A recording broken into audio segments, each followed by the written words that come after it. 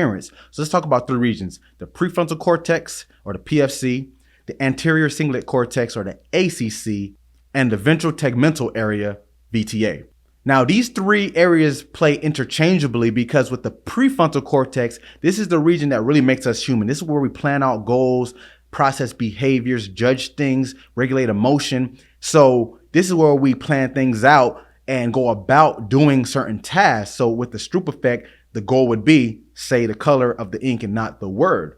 Now, the ACC, or the anterior cingulate cortex, this is error detection. So this is making sure, wait, was I supposed to do that? So think inhibition or impulse control. Now, the VTA is more so the reward center. So talk about dopamine response to motivate behavior. So in a general sense, this makes us be able to, one, plan out what to do, make sure what we're doing makes sense or is correct, and getting rewarded or reinforcing said behavior or action so we know to do it again in that same way or alter it to make it better. Now, I like to use an analogy when I teach this to my students of the ACC relationship with the PFC and the VTA. So I use the example of walking your dog. So if you have a dog, you have a leash and the owner. They're going for a walk. Now, let's say the dog gets a little aggressive or rowdy, and you have to restrain them. Think of the prefrontal cortex as the owner. They control where the dog goes, what it does, the decisions, how it's fed, treated, all of that stuff.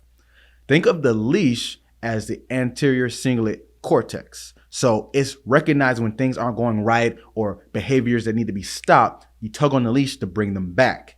And think of the VTA as giving them a reward or a treat.